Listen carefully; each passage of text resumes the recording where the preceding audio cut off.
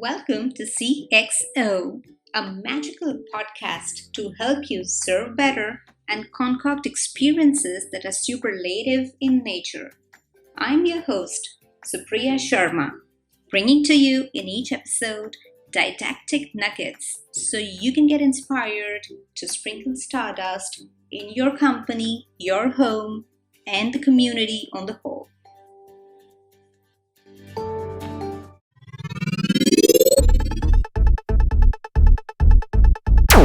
Let's welcome our guest today, Valerie Mocker, who is the CEO of Wingwomen. She gets up every day to help younger leaders into power positions. Wow. Named one of Europe's 40 under 40 leaders, she is also a tech for good investor, an international speaker, and a board member for, among others, Wikimedia, the organization behind Wikipedia. Originally from Germany, Valerie and her family now live in Oxford, where she obtained the first two class degrees from University of Oxford. Valerie, welcome to CXO. Thank you so much for inviting me. Valerie, I was reading about you and I was super excited to learn that you've been in those rooms of power, as the youngest female, and most of the times youngest by decades in that way. So how did that actually set the stage for you to future-proof our rooms of power in the industry? As you just said, I rose up pretty quickly from the time that I joined the work world. So I led my first teams with 23 and then my first multi-million-dollar fund with 26. And at that age, when you get into rooms of power, so into the rooms where we decide about, important sums of money, big sums of money, about important strategic directions of organizations, when you get there, if as people of kind of our age, then you're often pretty lonely, because as you said, you're not just the only woman but also often the youngest. And somehow when other people see you being so different, it can be different in terms of your age or your gender or the color of your skin. A lot of people assume just because you're not like them that you are less competent, even before you opened your mouth for the first time, or they think they can patronize you. And that certainly was an experience that I've made. But as you know, this is certainly a principle that I have always lived by. You don't take shit from anyone, which is a good principle for all of us leaders. And also now for us in the Wingwomen Academy, our key principle is be kick-ass and kind. So, be kick-ass in what you do, but also be kind to others. So be a better leader than a lot of the people you might have maybe come across in the past. And beyond this personal experience that a lot of people like us will share, what the key problem is, if we have not just few women but few younger leaders in our rooms of power, is that a lot of the great ideas that are out there in the world don't really make it. So when I, for example, build innovation funds, what we basically did with that, or do with that, is that we give money to people who have an idea for how technology can make the world a better place.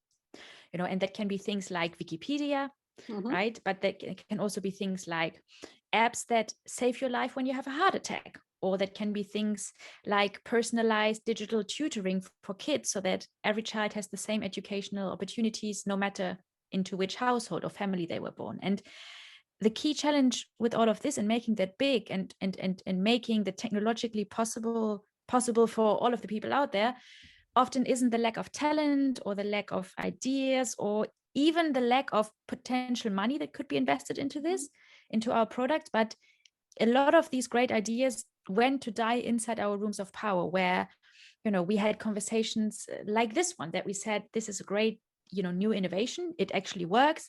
If we scaled it up, it could impact, millions of lives. And then often the conversation stopped by, people saying, well, I don't think that the people on our board, for example, really get it. And, that they may be digitally savvy enough to get it. So I don't think we can really go forward with this. And, then we had some other conversations with, people who thought, well, all of this digital stuff, it's kind of going, it's going away again. So we don't need to bother that much with it. And obviously not, everybody is like that. So you can't say every young person is digitally smart and innovative and every older person isn't, because it's not like that. Mm-hmm. But we certainly have, in our rooms of power, if we, for example, take the boards of organizations, so the CEO's bosses, the average age of the people in these boards in places like the US, but also the UK or Germany, is over 60, right? Mm-hmm. So we have whole organizations and whole, like many organizations where many generations and their perspectives aren't even, considered and don't really come in. So a lot of fresh ideas, already being fresh because they are not currently inside those rooms of power. A lot of these fresh ideas don't really make it. And that means that a lot of the great things that are out there, but also a lot of the innovation potential that organizations have inside themselves can't really be harnessed and unleashed properly, uh, because our rooms of power are too undiverse. And it doesn't just mean too undiverse in terms of gender or people of color, Mm-hmm. but also in terms of age. I get that. Valerie, show me a picture of what the world would look like for me as a customer who's patronizing these companies who future proofed their rooms of power. How will it make a difference in my world? How will my world look different as a customer? So I can tell you what I hope, or not what I hope, but what my team and I are building towards, right? So that we get a certain type of leader into rooms of power, leaders who are kick-ass and kind. So when we raise our leaders in our Wingwomen Academy and we bring them through our training and through our coaching, there are a couple of important things that we teach them that I hope, they will then take into the rooms of power, or they take into the rooms of power, and that will then, have a positive impact for, as you said, you as a customer. So the two key things that we teach them is courage and kindness. So courage, is a very important trait in leaders, which often means that you have to try new things and you have to try the things that you're actually afraid of, right? Mm. And with the examples that I've just given of these, great technologies that can help us live healthier, or be better educated, or there are so many other examples. A lot of these things that also grow inside of companies, these ideas for how the world could become a better place that we have inside many organizations, they will only be put into practice, and they will only have a chance, or even get onto the market, so that you as a customer can benefit from it, if we have courageous leaders in the rooms of power who say, we haven't tried that beforehand, we don't know if it will work, and we might be afraid that it might fail, or that it might go differently to how we expected it to be, but we are still brave and we are actually going to try it, right? So that's one very important one important leadership trait. The other one, kindness, is one that is often quite surprising for people. And a lot of people say, well, I can get behind courage, but kindness, like, why do we need kindness? Because kindness is for weak people, right? If you are kind, you are pushover. And that is totally not the case. And I'm going to tell you why. Because being kind to people, so being kind, and that starts with obviously your teams, with the people that you are leading inside your organization. It also means being kind to your customers. It basically means that you really truly see them, you see the potential inside of them, and you focus on actually lifting up that potential and growing this potential and helping everybody be the best that they can. And that is so important, because especially when it comes to innovation and to new ideas, these innovations and new ideas, they can't grow in an environment where people are afraid, where people are being pushed down, where people are being elbowed out. Like an innovation environment, you need a higher level of trust. You need a culture where people feel comfortable sharing their ideas. And we actually also know from studies that kindness and being kind to your teams and being a kind leader, it increases the performance of your team, the energy levels in your team, it increases loyalty in your teams, and also in your customers as an extension, right? And if you are a courageous and kind leader, it actually makes it a lot more likely for you to also listen to the people around you, no matter what work title they have, no matter what seniority they have. And that obviously is very important for organizations, companies, foundations, no matter what, that you don't just look down at your customer, right? But that you meet them on an eye-to-eye level, and that you that you also listen to their ideas. And I'm sure that you and I will talk more about that in a second. But yeah, being a kick-ass and kind leader is very important, and we need more kick-ass and kind leaders in our rooms of power who are braver and kinder to their teams, to their organizations, and to their customers that they want to serve. I love that combination, kick-ass and kind, because it's just like sweet and sour. It's not easy to be, kick-ass and kind at the same time, but yeah, it's like two sides of the same coin. And Yes. as a person, as a leader, having a courageous heart and a heart that is kind too makes a difference in our leadership positions. Valerie, tell us how these things like innovation, you spoke a lot about innovation, technology, digitalization, how can they be a force for good for shaping phenomenal customer experiences going forward? The first thing that I would ask you back, or I would ask myself, is what a phenomenal customer experience should be, right? That's and like, I wow. I want to come back to you again and again. Yes. So I can answer it first, and then I would love to hear what you think a phenomenal experience is. Or do you want to tell me first what in your opinion a phenomenal customer experience is? Yeah, just like I said, which makes me go, wow. And I want to go back to that company again and again, no matter what. I might be getting a better service somewhere else. I might be getting better prices, better quality somewhere else. But then because of how you made me feel, that one experience that you've created for me, I want to come back to you over and over again. That's what's phenomenal for me. Something that's magical, something that's beyond this world, something that's beyond my expectations.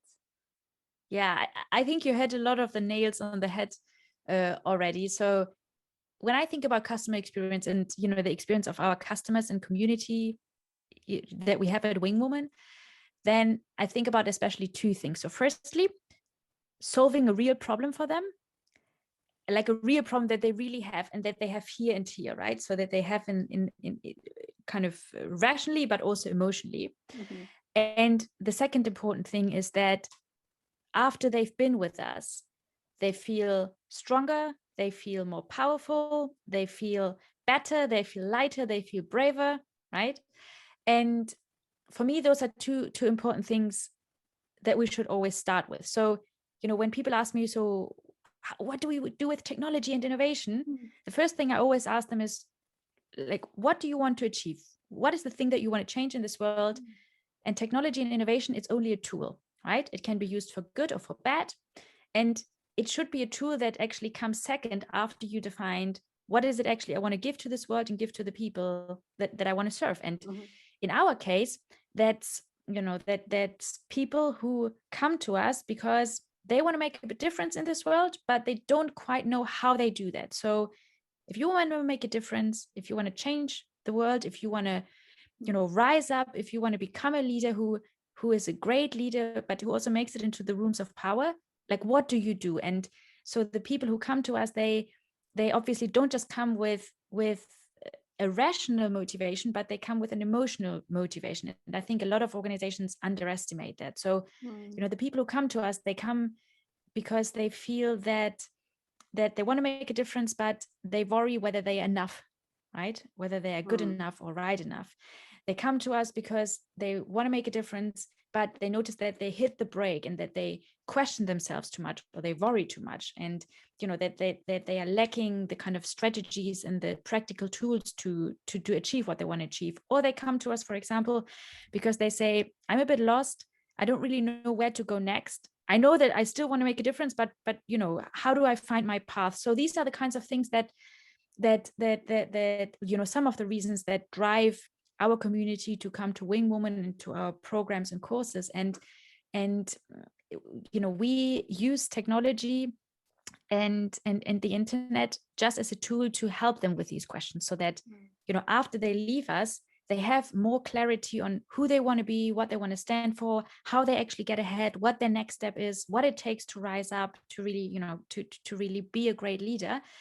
And that is, I think the nutshell of, or the essence of phenomenal customer experience, that people who've been with us, they say afterwards, having been with you or meeting you has changed my life in a profound and a positive way. And that's what we should thrive towards. And obviously some of the people listening to this, they might be like, but I don't have a product, that maybe seems to be as transformative for people. But what we have to remember is that all of our customers, they have feelings, they have dreams, they have secret ambitions that they might not want to share with everyone, or they might be afraid of, but they still have that inside of them. And if whatever we do, no matter which technology we use, or which type of which part of the internet, whatever we use, if we can help them with that, and if we can actually get to know our customers on that level, that's what creates a phenomenal customer experience. Not whether like the technology and digitalization and innovation is just a tool to achieve that. Makes sense. Just a tool to achieve that. And you picked up on something really important here. You said the emotional motivation is generally not taken so seriously by the companies, or it's underestimated by most companies as compared to the rational motivation. That actually segues into my next question. Valerie, what are the characteristics of a company, of an organization that has a mature service culture? It's interesting that you use the word mature, because for me, as somebody who comes out of the innovation world, mature isn't necessarily what you want to read, what you want to aim towards. Mature can easily sound a bit kind of old, behind the curve, and so on. But I guess when you say mature, you mean a strong and a good and a positive one. Exactly. Okay, so for me, the essence of a great service culture, so one that is really starting with your customer, the difference you want to make in their lives, is that it really starts at the top. And at the top for me means that your customers, and speaking to your customers and being with your customers, and really kind of getting into their shoes, is something that actually the top leadership has to do on a continuous basis. So for example, to give you a couple of examples, I, as the CEO of Wingwomen, have user interviews every week. So every week my Tuesdays are full with meetings. Some of them are, like what we do now, a podcast or an interview or something. But we always schedule for me user interviews with our alumni, or with past customers, or future customers, or potential customers, right? And I use that to really stay engaged with what they need, what they feel, what their problems are, so that I can really kind of absorb that and understand that properly. And that is also something that, as an investor, from my past experience, I've seen as a differentiating criteria between the kind of good and the really great, amazing companies. That the really great, amazing companies often have founders, or have not just founders, but C-level, top-level leaders who keep an eye on the ground, and who don't externalize that engagement with their users to one department, or who just delegate it down the hierarchical chain. Because if you want to strategize, which you obviously have to do as a top senior leader, even if you want to do that, it is very important that you have a real sense of who the people are you want to serve, what they feel, what they're afraid of, what they need. So that's a kind of very practical thing that we do for me, that I'm still very engaged in that, and that I don't feel that I'm above that just because I'm the CEO of the organization. And the second thing that I also do, that I think a good service culture needs, is just hiring the people who are your customers also as people in your team. And obviously for some organizations that might be easier than for others, but I'm always surprised by how many organizations, as an example, if they say, we want to understand generation Z or generation Y, or whatever. And then the way to do it is that they do a market study. Which obviously is also fine, that you do a market study and that you get quantitative data. And you said to me, you're a management consultant, you can tell us all about the importance of market studies, but there's also something very important in actually getting the people who you want to serve and engage into your team and also, into the rooms of power. So if you are just, a bunch of people inside a room reading a market report about the people you apparently want to engage, and you don't have any of these people live in the room, for example, as part of your team, or as part of people in these senior positions, then you're never going to get this emotional component if you just read a market research study. So that would be a second tip that I would have, that you really get the people in and you take them seriously, and you don't just listen to them through some numbers that somebody gave you. That makes me say humans are underrated. Yes. That's a great way of putting it. Yeah, humans are underrated, and especially humans who are different to us, or who are different to the dominant group, which at the moment often means younger women, people of color, and so on and so forth. Their expertise is totally underrated just because they look different. But they have a lot of important things to say. And if you want to future-proof your rooms of power, future-proof your organization, you have to take them seriously and get them close to you. Absolutely. Absolutely. If you were to describe in one sentence or one phrase the kind of experience you want to create for the 21st century at Wingwomen, what would that be? What would that one sentence or that one phrase be to describe that 21st century experience that you want to create for us? Interesting. With one sentence. Let me have a go. Then maybe I have another go at it later. When you come to Wingwoman, I want you to join. No, let's put it differently, right? So at Wingwoman, we are here to pick you up where you are and to show you how much you could be. Brilliant. So what I mean, yeah, so I hope it speaks for itself, but I can maybe use another sentence to describe it. We want to pick you up where you are, which means that we always assume that you have so much potential and so much already inside of you. That's our view of the world, right? And you are already enough, like there's already enough inside of you. And we want to be real with you about where you are stuck, about, some of the things that are challenging, and have, real talks with you about also how hard things can be, how hard leading, how hard rising can be.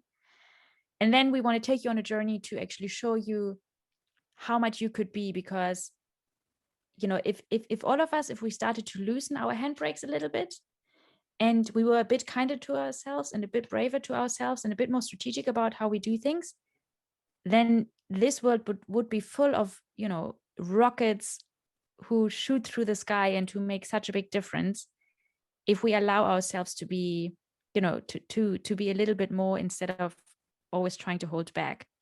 And that's what I would hope for, I would want for all of us and for all of you to be the unstoppable being that you could be. Know what? Just before this podcast, before we met on this podcast, I knew you professionally. I knew your profile, and I knew what your organization was doing. Also, that we celebrated our birthdays recently in June. But then, as you describe your initiative, wingwomen.org, in this one sentence, you want to pick us where we are and show us where we could be. It makes me feel so relieved, and I feel I'm absolutely in the right place. I mean, this is where I should be. Not only myself, anybody for that matter. We all have capabilities which we know that we are capable of. However, still we sometimes need help or assistance helping us identify those capabilities and moving forward with those. So I already feel so relieved, and I feel like I've already embarked on that journey just as I listen to you. Fantastic. Then you've given me feedback that what we want to bring to the world is working. That's the power of experience. And now, exactly, since we are on women and we are on experience, according to the Catalyst research, 83% of all the consumption in the United States is actually directed by women in terms of buying power and influence. So think of this, I mean, how can companies actually use this data to formulate the customer experience strategy that they can be using? So if I was on, well, no, we can actually put that differently. When I am in a room of power, so, in my own CEO position or on a board that I'm on, and if I got this type of research there, right, my first reaction would be that I look around inside the room and actually check. So if women are so important, do we actually have this group represented here next to me, right? And in the majority of cases, I would probably say, I can look up and down myself, I can look at myself, but otherwise we probably have some way to go. So that would be my very first action. Coming back to the point that we discussed, that it is not enough just to have a market report and to ask somebody else to talk to these people and see, how our company could engage them better and how we could improve their customer experience. But these people, they need to be inside the room. And now, if, for example, in this scenario, I would be one of these people, one of these women, there are a lot of people who then say, okay, it's great, we have one woman here already, right? That's enough. But it isn't, because there's something called tipping points. And a tipping point is something where, once you reach that tipping point, things actually start to shift and to normalize. And we know from various studies that the tipping point for, women, for example, having influence in a room is about 30%. So it starts at 30%, that you need at least 30% of women inside the room if, for example, you want to really engage that experience, if you want to make sure that the people who are new to this room and who are different actually have an influence on the discussions of the group and on the decisions of the group. So that is very important to bear in mind, that it's not just enough to have one quota woman, for example, in the room, but that you have a critical mass, right? So that you reach this tipping point. So that would be my first my first reaction and action, to actually see, if, based on your question, we actually want to see how we can create a better customer experience and let women influence it. Let them influence it from positions of power, so they can actually call the shots, so that they can decide on strategy, on how money is being spent, that they can really bring their ideas into the rooms where the big important decisions are being made. If you generally want to have an impact, if you want this to have an impact, you have to start inside your rooms of power and not somewhere at the fringe. That's transitioning from talking the talk to walking the talk. Exactly. Yeah. You walk the talk, or you walk the walk. Exactly. Yeah. Yeah. Cool. What's your final message for all our listeners today? Given that this worked so well, I might just repeat, the key thing that I want everybody to take away, that, we meet you where you are, we show you what you could be, which basically means each and every one of you and each and every one of us has so much potential inside of ourselves. And when you have an idea for how to do something differently inside your organization, inside your team, right, then don't wait for permission. Don't wait for somebody to give you permission or a certificate, or, something that says, oh, now you're allowed to make a difference out there. You just go and do it. Yeah. Action. That's something that I always tell my teams, but also the people who go through our Wingwomen Academy: action over perfection. And that's also something, for all of us individually, that's important, but also for us as organizations. So, as people listen to your podcast and they hear about how other people do it, and they think, oh, maybe I should try this out, always remember action over perfection. It doesn't need to be perfect. You just have to get started, and you will figure it out along the way. But thanks for listening to CXO with your host, Supriya. I hope you enjoyed a dive into the nitty-gritty of customer experience. If you are committed to applying these ideas in the real world, stay tuned with me. Don't forget to check out all the links and resources in the show notes. That's all for this episode, folks. See you next time.